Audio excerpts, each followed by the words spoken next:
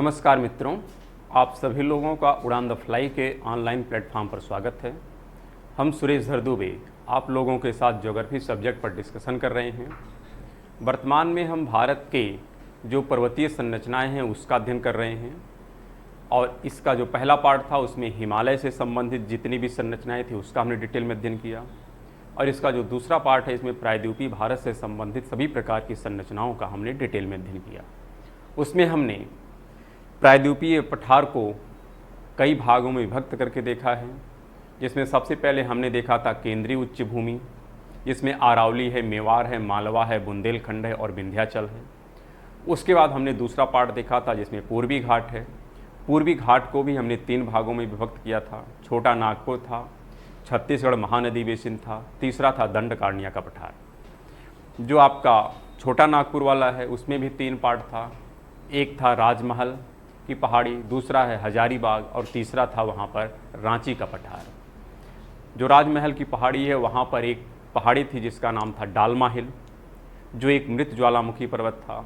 हजारीबाग की सबसे ऊंची पर्वत चोटी का नाम था पारसनाथ और रांची के पठार से दामोदर तथा स्वर्ण रेखा नदियाँ निकलती हैं और स्वर्ण रेखा नदी पर ही एक जलप्रपात है जिसका नाम है मुंडरू या हुंडरू जलप्रपात। इसके बाद हमने कहा था कि पूर्वी पठार और पूर्वोत्तर के पठार में एक गैप है जिसका नाम है मालदा गैप और पूर्वोत्तर के पठार में ज़्यादातर संरचनाएं मेघालय में हैं और उसकी एक संरचना कहाँ पर है, असम में, जिसका नाम है कार्बी एंगलोंग। मेघालय में कौन कौन सी है, वहाँ पे है गारो, खासी, जैंतिया और यह नामकरण वहाँ की जनजातियों के आधार पर ही रखा गया है। गारो की जो सबसे ऊँची पर्वत चोटी उसका नाम है नौकरे, खासी और जैंतिया की जो सबसे ऊँची पर्वत चोटी उसका नाम है सिलांग रेंज।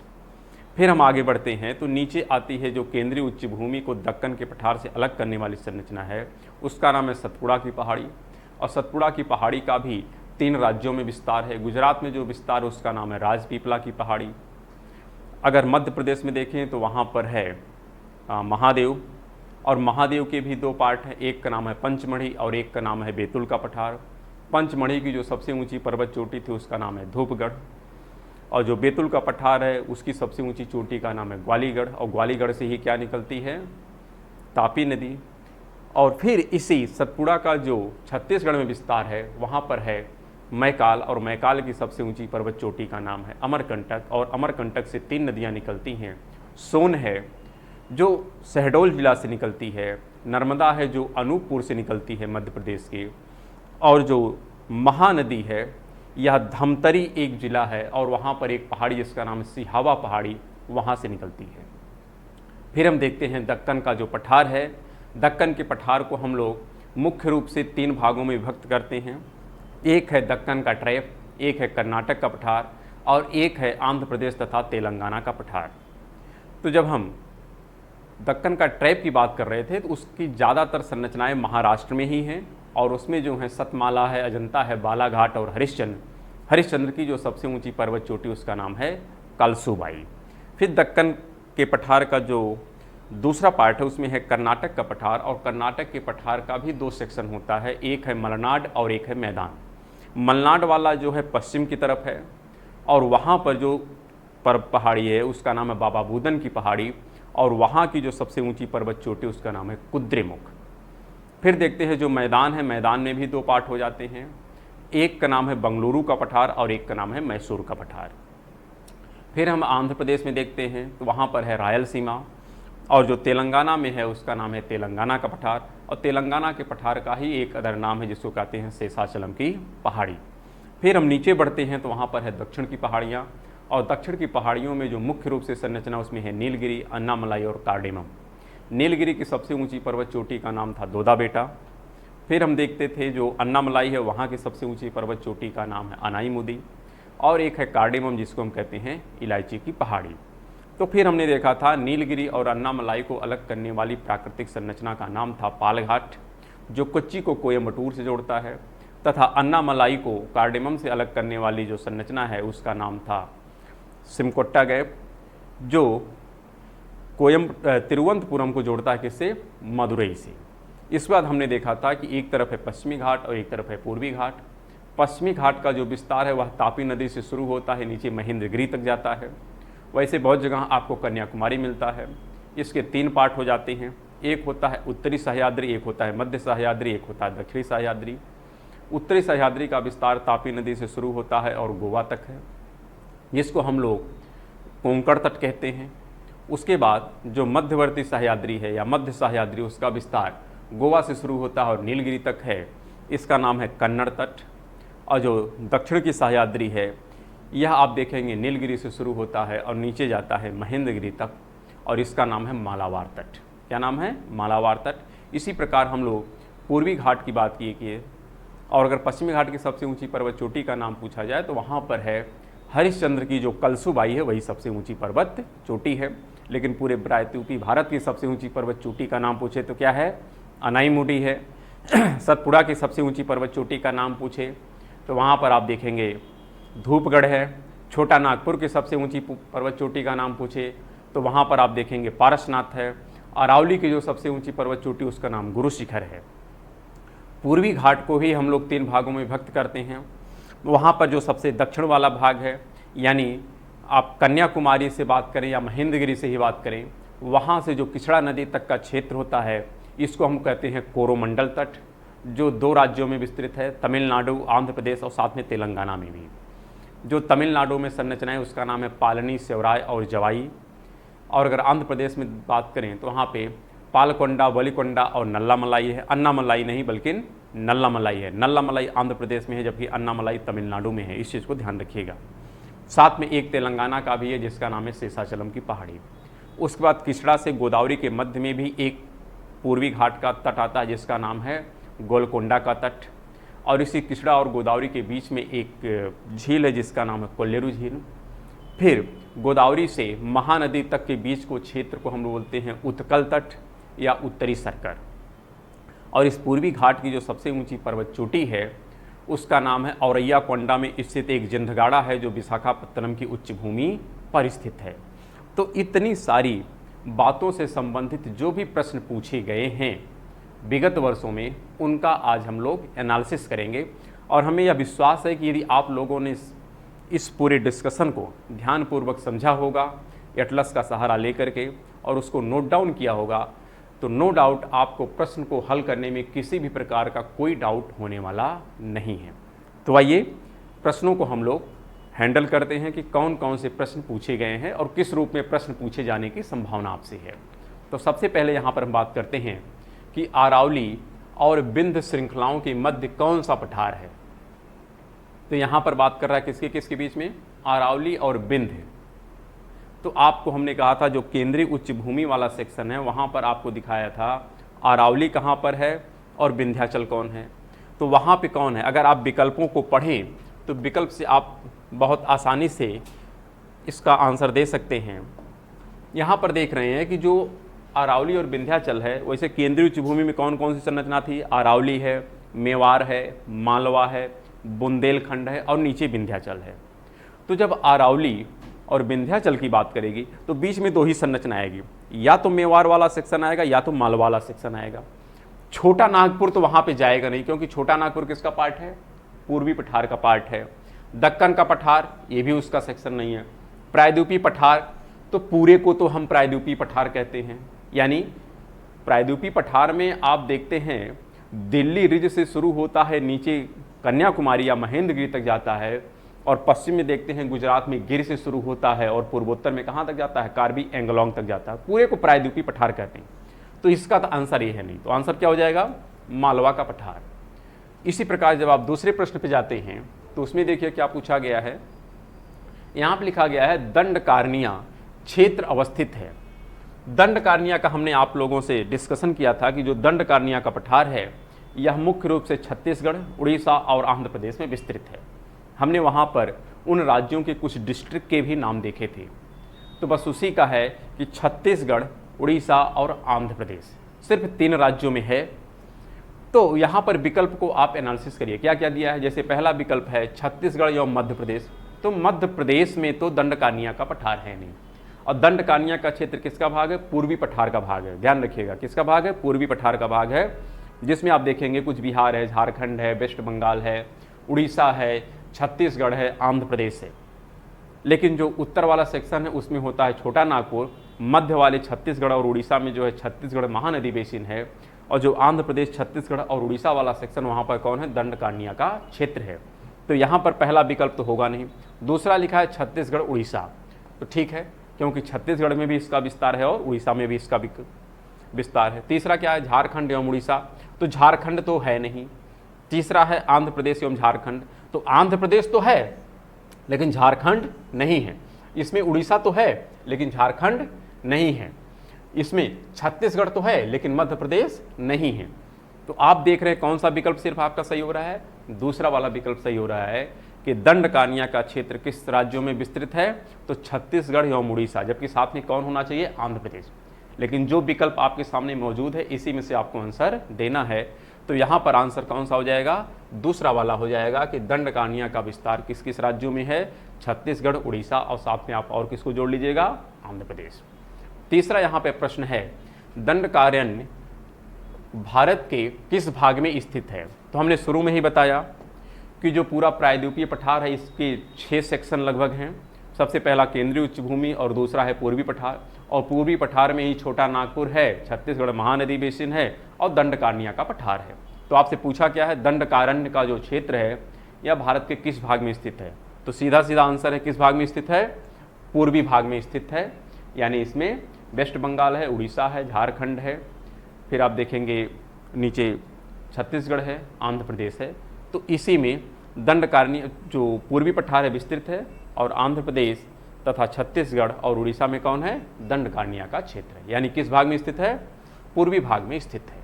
फिर प्रश्न नंबर तीसरा देखते हैं, चौथा। इसमें दिया है कि भारत के दक्कन के पठार पर बेसाल्ट निर्मित लावा शैलों का निर्माण हुआ है। देखिए ये जो पूरा प्रायद्वीपीय पठार बना है यह कैसे कैसे इसका निर्माण हुआ है, इसको हम लोग जब भौगोलिक कैलेंडर पढ़ेंगे तो डिटेल में डिस्कशन करेंगे कि कैसे पृथ्वी धीरे धीरे जो गैस का गोला थी ठंडा हुई, फिर वहाँ पर कैसे महाद्वीप बने, कैसे महासागर यानी पैंजिया, पैंथालसा, फिर वैगनर का वहाँ पर हम देखेंगे कि किस प्रकार से महाद्वीपों का विस्थापन हुआ है। फिर उसी में हम लोग जितने भी सेक्शन हैं, अंगारा लैंड, गोंडवाना लैंड, उन सब का डिटेल में अध्ययन करेंगे। और उसी में हम लोग पढ़ेंगे कि भारत में जो है आर्कियन है, धारवाड़ है, कुडप्पा है, विंध्यन है, तो उन सबको हम लोग क्रमबद्ध तरीके से देखेंगे। लेकिन अभी यहाँ पर प्रश्न सिर्फ इतना है कि भारत के दक्कन के पठार पर जो बेसाल्ट निर्मित लावा है यह लावा कब बना है। तो ध्यान रखिएगा, यहाँ पर अगर आप देखें तो कार्बोनिफेरस का जो युग है यहाँ पर तो पैंजिया का विखंडन हुआ है। किसका विखंडन हुआ है, पैंजिया का विखंडन हुआ है। तो यह तो विकल्प होगा नहीं क्योंकि पैंजिया का विखंडन यहीं पर हुआ है। फिर प्लिस्टोसीन, प्लिस्टोसीन में आपका हिमालय वाली संरचनाएं बनी हैं। फिर यहाँ पर है मायोसीन, मायोसीन में ऐसा कुछ संरचनाएं हैं नहीं। जब ध्यान रखिएगा, जब हिमालय बन रहा था उसी दौरान यह दक्कन का पठार जो जिसको हम लोग दक्कन के ट्रैप के नाम से जानते हैं इसका निर्माण हुआ है। तो इसकी संरचना क्रिटेशियस में हुई है। इसके बारे में ज़्यादा डिटेल हम लोग जियोमॉर्फोलॉजी का जब भौगोलिक कैलेंडर देखेंगे तब डिस्कस करेंगे। तो ठीक है, फिर भी अगर कुछ चीज़ें याद हैं तो आप विकल्प लगा सकते हैं। जैसे प्लिस्टोसीन में हिमालय की संरचनाएं हैं, कार्बोनिफेरस में पैंजिया, पैंथालसा का यानी पैंजिया का विखंडन हुआ है। मायोसीन युग में इसमें थोड़ी संभावना हो सकती थी कि मायोसीन में आपका आ सकता था, लेकिन एग्जैक्ट अगर आप देखें तो एग्जैक्ट कौन है, क्रिटेशियस है, जिसमें इस दक्कन के पठार पर बेसाल्ट लावा का निर्माण हुआ। अगर ये विकल्प में नहीं होता तो कौन सा हो जाता आंसर आपका, मायोसीन हो जाता, क्योंकि आपको कैलेंडर में ये सब बताया जाएगा। तो देखते हैं अगला प्रश्न। अगला प्रश्न जो है, भारत के अतिरिक्त प्रायद्वीपीय पर्वत निर्मित हुए हैं। देखिए प्रश्न ऐसे ही पूछा गया है, जबकि वास्तव में देना चाहिए था कि भारत में जो प्रायद्वीपीय पर्वत संरचनाएं हैं यह किस कालखंड में निर्मित हुई हैं। तो यहाँ पर जो आंसर हो जाएगा, वैसे आप देखेंगे कि इयोजोइक, इयोजोइक का मतलब होता है कि जब एक प्रकार से जीवन नहीं था धरती पे तब की बात कर रहा है। तो वह उस समय में हमको डिस्कस नहीं करना है। यहाँ पर प्रायद्वीपीय पर्वत की बात कर रहा है, तो इसमें ज़्यादातर कौन हो जाएंगे, इसको हम लोग डिटेल में देख लेते हैं। यहाँ पर सीनोजोइक, सीनोजोइक में क्या है, सीनोजोइक में ज़्यादातर आपका हिमालय वाली संरचनाएं आती हैं, जिसमें टर्शियरी है, फिर क्वाटरनरी है, इन सब का डिस्कशन होता है। मीसोजोइक है। मीसोजोइक में आप ज़्यादातर आप देखते हैं जिसमें डायनासोर वाली कहानी आती है, वो सब इसमें आते हैं। लेकिन ज़्यादातर अगर आप विकल्प में देखेंगे तो जिसमें आप देखेंगे आर्कियन है, धारवाड़ है, कुडप्पा है, विंध्यन है, उसका यहाँ पर संबंध पूछ रहा है। जिसमें कौन कौन सी हैं? आर्कियन है, धारवाड़ है और कुडप्पा है। तो आर्कियन, धारवाड़, कुडप्पा और विंध्यन का जो संबंध है वो किससे है? पैलियोजोइक महाकल्प से है। तो इस प्रकार भौगोलिक कैलेंडर से ये भी प्रश्न है, तो टेंशन ना लीजिएगा। इसके बाद हम लोग भौगोलिक कैलेंडर पे ही डिस्कशन करेंगे, तो आपको इन सब पॉइंट पे एकदम क्लियर कट स्पष्टता मिल जाएगी, कोई कन्फ्यूजन होने वाला नहीं है। फिर भी प्रश्न है तो हमने डिस्कस कर लिया है, प्रायद्वीपीय पठार से मिल रहा है इसलिए डिस्कस कर रहे हैं। लेकिन जैसे ही आगे बढ़ेंगे अगले टॉपिक पे, इन भी प्रश्नों के आपके जो भी डाउट है वो पूरी तरीके से स्पष्ट हो जाएंगे। फिर हम देख लेते हैं अगला प्रश्न दिया है, छोटा नागपुर पठार का सर्वाधिक घना बसा जिला धनबाद क्यों है? यानी जो छोटा नागपुर वाला सेक्शन है वहीं पर एक धनबाद जिला है, पूछ रहा है कि यह सर्वाधिक घना क्यों है। तो जाहिर सी बात है, कोई भी डिस्ट्रिक्ट या कोई भी क्षेत्र ज़्यादा घना क्यों होता है? हो सकता है वहाँ की जो संपदा है उसके लालच में लोग वहाँ पर हों, या हो सकता है वहाँ पर कृषि बहुत अच्छी हो रही हो, यानी कुछ ऐसी आर्थिक गतिविधियाँ वहाँ पर संभव है जो किसी अन्य क्षेत्र में संभव नहीं है। जैसे गंगा के विशाल मैदान में देख रहे हैं सबसे ज़्यादा आबादी होती है, कारण मैदानी क्षेत्र है इसलिए ट्रांसपोर्टेशन काफ़ी अच्छा होता है, यहाँ की मृदा काफ़ी उपजाऊ होती है इसलिए यहाँ पर कृषि अच्छी होती है। तो इन्हीं सब और यहाँ पर जो बस्तियाँ हैं आसानी से बनाई जा सकती हैं, उसके रॉ मटेरियल अवेलेबल हो जाते हैं, यहाँ का जो क्लाइमेट है काफ़ी अनुकूल होता है हम लोगों के रहने के लिए, तो इसलिए यहाँ की आबादी सबसे घनी है। उसी प्रकार यहाँ पे पूछ रहा है कि जो धनबाद डिस्ट्रिक्ट है छोटा नागपुर का, यहाँ पर सबसे घना आबादी क्यों है?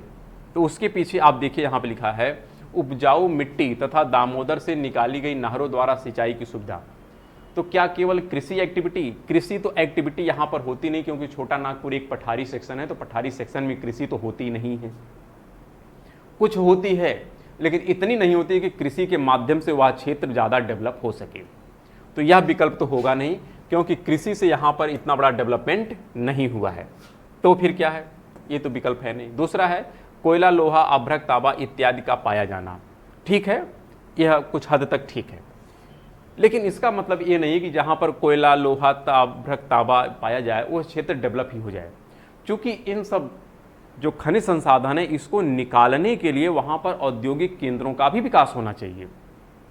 भाई पृथ्वी के अंदर तो अपार मात्रा में संसाधन तो है ही हैं, सागर महासागर में कितने संसाधन हैं, क्या सबका डेवलपमेंट हो जाता है? नहीं। उसके साथ साथ ये भी देखना पड़ता है कि क्या वहाँ पर आर्थिक गतिविधियों से संबंधित जो औद्योगिक कारखाने हैं वो भी डेवलप हो रहे हैं या नहीं, उसके ऊपर निर्भर करता है, ना कि सिर्फ खनिज संसाधन के ऊपर निर्भर करता है। लेकिन जो चौथा दिया है, अरे तीसरा विकल्प यहाँ पर दिया है, खनन उद्योग का विकास तथा औद्योगिकरण। तो बेसिक रीजन यही है कि वहाँ पर खनिज संसाधन की अपार मात्रा तो है ही है, उसके साथ साथ वहाँ पर खनन उद्योग तथा औद्योगिकरण का काफ़ी ज़्यादा मात्रा में विकास किया गया है। इसलिए यहाँ पर रोजगार के लिए लोग क्या करते हैं, काफ़ी ज़्यादा मात्रा में माइग्रेट करके गए हैं। तो इसलिए क्षेत्र काफ़ी ज़्यादा क्या है, सघन है। इसका ज़्यादातर आंसर कौन सा हो जाएगा? आपका तीसरा हो जाएगा।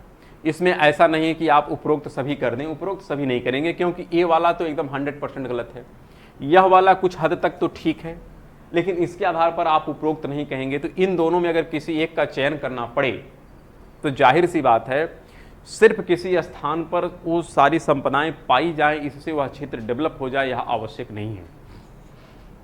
उन खनिज संसाधनों का दोहन करने के लिए अगर आपके पास कोई मशीनरी, कोई पॉलिसी नहीं है, तो फिर आप उन खनिज संसाधनों का दोहन नहीं कर पाएंगे, तो वह क्षेत्र डेवलप नहीं होगा। तो ध्यान रखिएगा, इसलिए ज़्यादा उपयुक्त विकल्प कौन सा हो जाएगा? सी वाला हो जाएगा। फिर आगे बढ़ते हैं, अगला प्रश्न देखते हैं। अगला प्रश्न यहाँ पे दिया है कि निम्नलिखित में से कौन सा सुमेलित नहीं है। यह पीछे वाला टॉपिक है जो हम लोग हिमालय पढ़े थे, तो हिमालय में हमने कई दर्रों की बात किया था, तो यह उसी से संबंधित है, लेकिन प्रश्न आ गया है, कोई बात नहीं, आप लोग डील कर सकते हैं, इसे देख सकते हैं। इसमें दिया है कौन सा सुमेलित नहीं है। प्रश्न ऐसे ही पूछा जाता है क्योंकि पहले क्या था कि नहीं वाला शब्द पहले दे देता था, लेकिन अब नहीं वाले शब्द लास्ट में देते हैं, तो लोग पूरा कंप्लीट सेंटेंस नहीं पढ़ते हैं और थोड़ा पढ़ के ही क्या करते हैं, आंसर दे देते हैं। तो हमें देखना है कि कौन सा इसमें सुमेलित नहीं है। तो आप देखिए जेलपला, ये जेलपला दर्रा आपको कहाँ बताया गया था, जैसे आप देख रहे थे ये किसका पार्ट है, पहली चीज तो ग्रेट हिमालय का पार्ट है। किसका है, ग्रेट हिमालय के जो प्रमुख दर्रे थे वहाँ पे हमने किसकी किसकी बात किया था, बुर्जिल दर्रा है, जोजिल दर्रा है, बारालाचा है, सिपकीला है, फिर थांगला है, मानाला है, नीटा पास है, लिपुला है, फिर आप देखते थे नाथुला है, जेलपला है। तो नाथुला और जेलपला कहाँ पर हैं, सिक्किम में है। याद करिएगा आप लोग, जो हिमालय वाला सेक्शन है वहाँ पर इसके बारे में डिटेल में डिस्कशन किया गया। फिर भी यह वाला विकल्प सही है, यह विकल्प क्या है, सही है, लेकिन आपको आंसर क्या देना है कि कौन सा सही नहीं है। तो यह तो सिक्किम में है, बात ठीक है। मानाला, नीटा पास उत्तराखंड में, ये भी बात सही है। फिर आप देखते हैं सिपकीला, ये जो सिपकीला है और बारालाचा है, ये दोनों कहाँ पर थे, हिमाचल प्रदेश में थे। कहाँ पर थे, हिमाचल प्रदेश में थे। तो इस आधार पर ये क्या हो जाएगा, गलत हो जाएगा। और बोमडीला अरुणाचल प्रदेश में भी क्या है, सत्य है। तो यहाँ पर प्रश्न के अनुसार जो आपका आंसर हो जाएगा क्या हो जाएगा, सिपकीला, क्योंकि सिपकीला का जो स्थान है वो कहाँ पर है, हिमाचल प्रदेश में है, ना कि जम्मू एंड कश्मीर में। अगला प्रश्न देख लेते हैं। यहाँ पर अगला प्रश्न दिया है, कार्डमम पहाड़ियाँ जिन राज्यों की सीमा पर स्थित है। कार्डमम आप देखे थे, जब दक्षिण की पहाड़ियाँ हमने देखा था तो दक्षिण की पहाड़ी में नीलगिरी है, अन्नामलाई है और कार्डेमम। कार्डेमम का ही नाम क्या है, इलायची की पहाड़ी। और ये कहाँ पर थी, निचली सीमा पर थी। और निचली सीमा में कौन सा होगा, तो वहाँ पर या तो केरल या तो तमिलनाडु, या केरल और तमिलनाडु दोनों। जैसा विकल्प, ज़्यादातर इसका सेक्शन कहाँ रहेगा, तमिलनाडु में। हाँ, कुछ सेक्शन कहाँ आएगा, केरल में आएगा। तो विकल्प को पढ़ लेते हैं। कर्नाटक, तो कर्नाटक तो है नहीं, क्योंकि ये नीचे की बात कर रहा है, तो दक्षिण में कर्नाटक का विस्तार नहीं है। तो इस आधार पर ये क्या हो जाएगा, गलत हो जाएगा। फिर अगला दिया है कर्नाटक और केरल, तो कर्नाटक में तो है नहीं, तो ये भी क्या है, गलत है। तमिलनाडु, आंध्र प्रदेश, तो आंध्र प्रदेश तो है नहीं, ये भी गलत है। तो विकल्प क्या बचा, केरल एवं तमिलनाडु। तो जैसा विकल्प अगर मान लो केवल केरल या केवल तमिलनाडु देता तो कौन सा आंसर हो जाता, तो तमिलनाडु होता। ध्यान रखिएगा, वैसे विस्तार केरल तमिलनाडु दोनों में है, लेकिन किसी एक राज्य में अगर आपको इसको मान लो सेट करना हो, परिधि में लाना हो, तो जिसका विस्तार जिस राज्य में सबसे ज़्यादा होता उसी राज्य को हम लोग मान लेते हैं। जैसे नीलगिरी, वैसे देखा जाए तो वहाँ पर कर्नाटक भी है, केरल भी है, तमिलनाडु भी है, लेकिन किसी एक राज्य में बात किया जाए तो तमिलनाडु में हम लोग ज़्यादातर मान लेते हैं। उसी प्रकार इसको है। फिर अगले प्रश्न पर चलते हैं। अगला प्रश्न है कि भारत की दक्षिणतम पर्वत श्रेणी कौन सी है। तो देखिए, दक्षिणतम में हमने कहा था वहाँ पे नागरकोयल है, और वहाँ की जो चोटी है उसका नाम है महेंद्रगिरी। लेकिन उससे मतलब नहीं है, मतलब है कि जो विकल्प में है उसके अनुसार दक्षिण का कौन है। आप क्या जानते हैं वो बात दूसरी है, प्रश्न क्या आपसे पूछना चाहता है उस पर आपका आंसर है। तो यहाँ पर प्रश्न पूछ रहा है कि जो दिए गए विकल्प हैं, इन विकल्पों में दक्षिण की जो सीमा है वहाँ पर कौन सी पर्वत श्रेणी है। तो नीलगिरी, अन्नामलाई, कार्डेमम और नल्लामलाई। तो नल्लामलाई तो ये ध्यान रखिएगा यह आंध्र प्रदेश में है, और ये किसका पार्ट था, पूर्वी घाट का पार्ट है, तो ये तो होगा नहीं। नीलगिरी उत्तर में है, क्योंकि नीलगिरी, अन्नामलाई फिर कार्डेमम है, तो आंसर कौन सा हो जाएगा, कार्डेमम हो जाएगा। और कार्डेमम इस प्रश्न में क्या है, दक्षिण की पर्वत श्रेणी है। वैसे दक्षिण में कौन है, नागरकोयल है, और वहीं पे कौन है, महेंद्रगिरी है। तो इस चीज़ को भी याद किए रखिएगा। वैसे जो लोग ध्यानपूर्वक पढ़े होंगे उनको प्रश्न को हल करने में कोई समस्या आने वाली नहीं। एक आध दो प्रश्न हैं जो भौगोलिक कैलेंडर से आ गए हैं, उसको भी जब हम लोग अगले टॉपिक में डिस्कस करेंगे तो वो स्पष्ट हो जाएगा, कोई असुविधा होने वाली नहीं है। यहाँ पर प्रश्न है, सेवराय पहाड़ियाँ कहाँ स्थित है। तो हमने पूर्वी घाट का जब डिस्कशन कर रहे थे तो पूर्वी घाट में हमने दो पार्ट, तीन वहाँ पर तट हैं, एक का नाम है कोरोमंडल, एक का नाम है गोलकोंडा तट, और एक का नाम था उत्तरी सरकर या उत्कल तट। तो जो वहाँ पर कोरोमंडल था, कोरोमंडल में हमने कहा था पालनी, सेवराय और जवाई, तीन हैं। तो पालनी, सेवराय, जवाई कहाँ पर हैं, तमिलनाडु में है। पालकंडा, बलिकंडा, नल्लामलाई कहाँ पर है, आंध्र प्रदेश में। और शेषाचलम कहाँ है, तेलंगाना में है। तो यहाँ पर प्रश्न क्या है, सेवराय। तो सेवराय कहाँ पर है, बहुत स्पष्ट है, बहुत छोटा प्रश्न है, और इसका आंसर क्या हो जाएगा, तमिलनाडु में है। कहाँ पर है? तमिलनाडु में है, याद कर लीजिएगा। लेकिन हम जो क्रम बता रहे हैं दक्षिण से बता रहे हैं, पालनी, सेवराय, जवाई, पालकोंडा, बोलिकोंडा और नल्लामलाई। अगर उत्तर से देखेंगे तो नल्लामलाई, वेलकोंडा, पालकोंडा, तो वहाँ पर जवाई, सेवराय, पालनी ऐसे हो जाएगा। लेकिन नीचे से हम पढ़ रहे थे तो क्रम आपको याद होना चाहिए। यहाँ पर अगला प्रश्न देख लीजिए, लिखा है निम्नलिखित में से कौन सा महाराष्ट्र में नहीं स्थित है? कहाँ की बात कर रहा है? महाराष्ट्र में कौन स्थित नहीं है? तो महाराष्ट्र में कौन कौन से हैं? सतमाला, अजंता, बालाघाट और हरिश्चंद्र। 4 पर्वत श्रेणियां स्पष्ट रूप से दक्कन के ट्रैप का भाग हैं और कहाँ पर स्थित हैं? महाराष्ट्र में है। ये पूछ रहा है कौन महाराष्ट्र में नहीं है, तो सतमाला, अजंता, बालाघाट, हरिश्चंद्र के अलावा जो भी आएगा वो महाराष्ट्र में नहीं होगा। विकल्प के माध्यम से इसके आंसर पर चलते हैं। विकल्प में क्या दिया गया? बालाघाट। ये पूरी तरीके से कहाँ पर है? महाराष्ट्र में है, तो यह तो आंसर होगा नहीं। कह रहा महाराष्ट्र में नहीं है, तो पहले ये छाट लो कौन कौन से महाराष्ट्र में है। सतमाला महाराष्ट्र में है कि नहीं? है। फिर हरिश्चंद्र है कि नहीं? है। तो सतमाला, अजंता, बालाघाट और हरिश्चंद्र, तो ये जब महाराष्ट्र में है तो जो बच गई वो महाराष्ट्र में नहीं है, तो बची कौन सी है? मांडव पहाड़ी। तो मांडव पहाड़ी इसका मतलब महाराष्ट्र में स्थित नहीं है। फिर इसी प्रकार हम अगले प्रश्न पर चलते हैं और अगला प्रश्न दिया है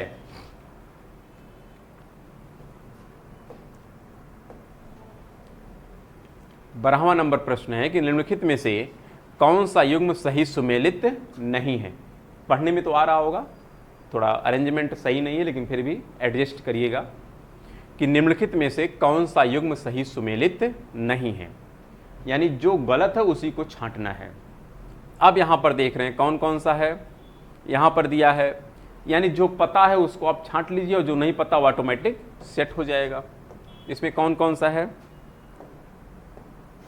सबसे पहले आप देख रहे हैं यहाँ पर सेवराय, तो सेवराय कहाँ पर है? तमिलनाडु में, बात तो ठीक है। नल्लामलाई, यह भी हमने कहा था। पालकोंडा, बोलिकोंडा, नल्लामलाई, ये भी कहाँ पर है? आंध्र प्रदेश में, ये भी तो क्या है? सही है। मांडव पहाड़ी, अभी आपने पीछे वाले टॉपिक में देखा कि मांडव पहाड़ी महाराष्ट्र में नहीं है, तो ये क्या हो जाएगा? यही आपका मतलब प्रश्न के अनुसार ये आंसर होगा। और जबकि ये क्या है? सही सुमेलित नहीं है। गढ़जात तो उड़ीसा में, ठीक है। तो यहां पर जो आंसर है वो आंसर कौन सा हो गया? यहां पर दूसरा वाला पहाड़ी है कि जो इस प्रश्न के अनुसार क्या है? सही आंसर है, क्योंकि इसका मिलान सही नहीं है, मिलान इसका गलत है। तो देखिए ऐसा नहीं है कि जितने पॉइंट आते हैं उन सभी पॉइंटों के बारे में आपको 100% जानकारी हो, लेकिन जितने पॉइंट आपके साथ डिस्कस किए गए हैं यदि उन पॉइंटों पर आपका कमांड है तो उसके आधार पर आप अपने आंसर तक आसानी से पहुंच सकते हैं। चाहे एलिमिनेशन विधि या सिलेक्शन मेथड, जो भी मेथड आप अप्लाई करें उस मेथड से आप अपने आंसर तक पहुंच सकते हैं। जरूरी नहीं है कि उन सभी पॉइंटों के बारे में आपको जानकारी हो ही, लेकिन जो बताया गया उस पर आपको कमांड होना चाहिए। यहाँ पर अगला प्रश्न दिया गया है कि निम्नलिखित युग्मों पर विचार कीजिए। एक तरफ पहाड़ियाँ हैं और एक तरफ क्षेत्र हैं, तो अगर पहाड़ियों के नाम पता हैं तो आप क्षेत्र का मिलान कर सकते हैं। तो यहाँ पर है पहाड़ी और क्षेत्र, और बताना क्या है कि कौन सा सही सुमेलित है, यानी जो जो सही है उन्हीं को हमको सेलेक्ट करना है। तो देखिए यहाँ पर क्या है? सही सुमेलित करना है। तो आप बताइए कार्डेमम, कार्डेमम कहाँ है? यह कोरोमंडल तट पे है या मालाबार तट पर है? डाउट हो गया? चलो फिर कैमूर है, कैमूर की पहाड़ी, कैमूर की पहाड़ी कहाँ है? कैमूर आप देख रहे थे जो बिहार, उत्तर प्रदेश यानी विंध्याचल का लास्ट पॉइंट था वो था कैमूर। तो कैमूर तो कोंकण पे तो है नहीं, एक गलत है। क्या है? पूरी तरीके से गलत है। अगर मान लो दूसरा गलत हो गया, ये बात आपको पता चल गई कि कैमूर कोंकण पे नहीं है, यह आप देख रहे थे केंद्रीय उच्च भूमि में जो विंध्याचल था, विंध्याचल का सबसे एक प्रकार से पूर्वी और उत्तरी सेक्शन था जो बिहार और उत्तर प्रदेश के बॉर्डर पर है। तो दूसरा यदि गलत हो गया तो यह आंसर तो हो नहीं सकता, यह आंसर हो नहीं सकता और यह भी आंसर हो नहीं सकता। तो आंसर कौन सा बचा? सी वाला। तो जिसके बारे में 100% जानकारी है उस आधार पर भी आप अपने आंसर को दे सकते हैं। शेष के बारे में जानकारी नहीं है तो भी कोई फर्क नहीं पड़ता है, लेकिन जानकारी है तो उससे अच्छा तो कुछ है ही नहीं। जानकारी जितना रखें आप बेहतर ही होगा, लेकिन ऐसा नहीं है कि कोई भी व्यक्ति किसी भी सब्जेक्ट का 100% मास्टर होता है, कुछ न कुछ रह ही जाता है। तो रह गया इसके लिए अफसोस नहीं करना चाहिए, जो आपको पता है उस पर आपको गर्व महसूस करना चाहिए और उस आधार पर कॉन्फिडेंस पूर्वक आप अपने आंसर तक पहुंच सकते हैं। इसमें कोई भी आपको संदेह नहीं होना चाहिए। तो आप मिला लीजिएगा कि महादेव, ठीक है, मध्य भारत में है, सतपुड़ा का पार्ट है।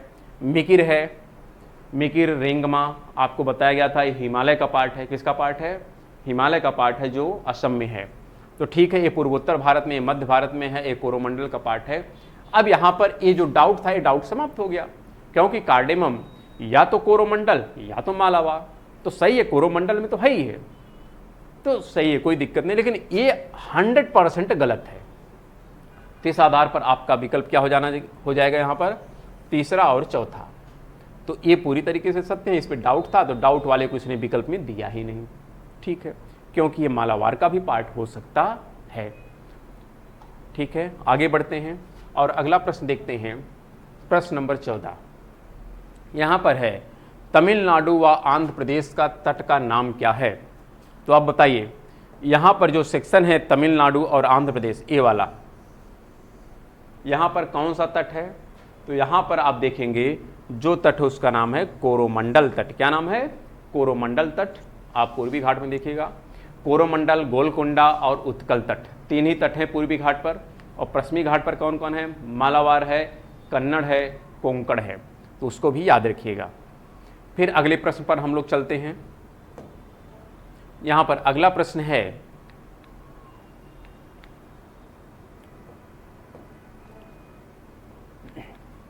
महादेव की पहाड़ी, कि महादेव की पहाड़ी किसका भाग है? तो पहली चीज ये ध्यान रखिएगा, महादेव सतपुड़ा का पार्ट है। किसका पार्ट है? सतपुड़ा का। और सतपुड़ा का ही एक भाग आपका गुजरात में राजपीपला है, मध्य प्रदेश में जो है उसका नाम है महादेव, और जो छत्तीसगढ़ में उसका नाम है मैकाल। तो महादेव किसका पार्ट है? बहुत सिंपल प्रश्न है, लेकिन फिर भी जिनको पता नहीं उनके लिए काफ़ी मुश्किल भरा प्रश्न है।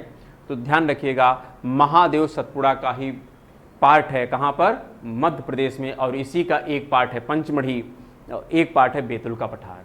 पंचमढ़ी कहाँ पर है? उत्तर में है। बैतुल का पठार कहाँ पर है? दक्षिण में है। पंचमढ़ी की सबसे ऊंची चोटी का नाम धूपगढ़ है, जो पूरे सतपुड़ा की सबसे ऊंची चोटी है। और इसी महादेव का जो बैतुल का पठार है वहाँ की सबसे ऊंची संरचना का नाम है ग्वालीगढ़। ठीक है, उस पर आप डिटेल में जा करके डिस्कस करिए, देख लीजिएगा। फिर है तमिलनाडु का समुद्र तट कहलाता है। अब यहाँ पर बात कर रहा है तमिलनाडु का समुद्र तट कहलाता है। अब आप बताओ तमिलनाडु किधर है? पूर्व में पड़ेगा कि पश्चिम में पड़ेगा? तो पश्चिम में तो है नहीं, पश्चिम में तो केरल है। कौन है? पूर्व में। और पूर्व में कौन सा तट है? यहाँ पर कोरोमंडल तट है। कौन सा तट है? कोरोमंडल तट है। काफ़ी आसान प्रश्न है, लेकिन फिर भी पूछा गया है, चाहे वह यूपीएससी रहा हो, चाहे वह यूपी पीसीएस हो, किसी न किसी आयोग का ही ये प्रश्न है। हमने यह डिस्कशन नहीं किया कि किस आयोग का है, लेकिन फिर भी यह प्रश्न आपके विगत वर्षों में पूछे गए हैं। फिर आगे हम देखते हैं, धूपगढ़ चोटी स्थित है। तो धूपगढ़ चोटी यह किसका पार्ट है? महादेव का पार्ट है। महादेव में भी किसका पार्ट है? पंचमढ़ी का पार्ट है। और महादेव किसका पार्ट है? सतपुड़ा का पार्ट है। तो वही कह रहा है, धूपगढ़ चोटी स्थित है सतपुड़ा रेंज में, मैकाल रेंज में, विंध्यन रेंज में। तो आप बताओ, मैकाल का सबसे ऊंची संरचना का नाम क्या है? अमरकंटक है। क्या नाम है? अमरकंटक है।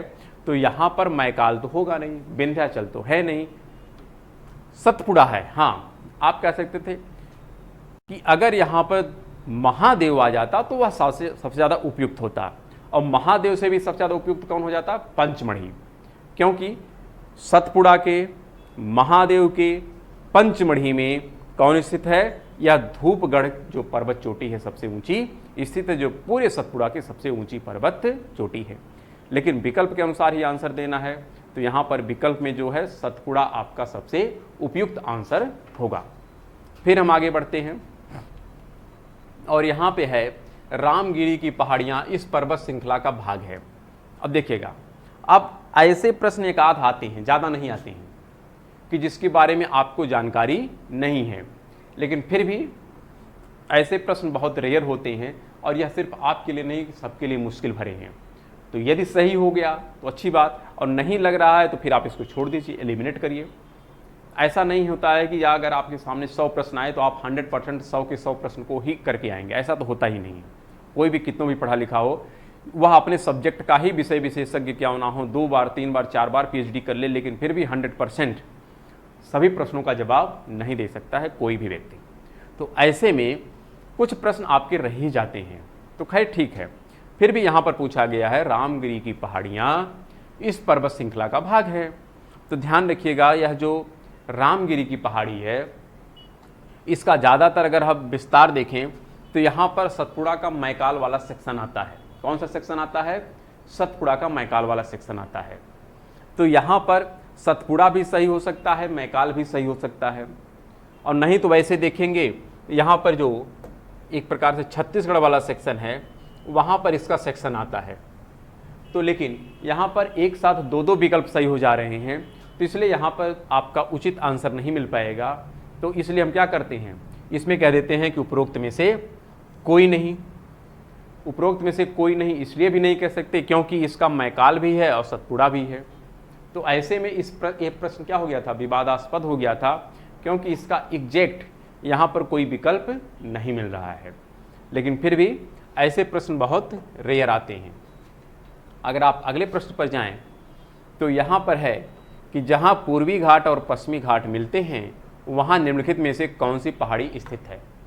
तो आपको हमने डिस्कस किया था जब दक्षिण की पहाड़ियाँ पढ़ रहे थे कि जो नीलगिरी है यहाँ पर पश्चिमी घाट और पूर्वी घाट का क्या है, मिलन बिंदु है। तो यहाँ पर पूछे गए प्रश्न का जो विकल्प हो जाएगा वो क्या हो जाएगा, नीलगिरी की पहाड़ी।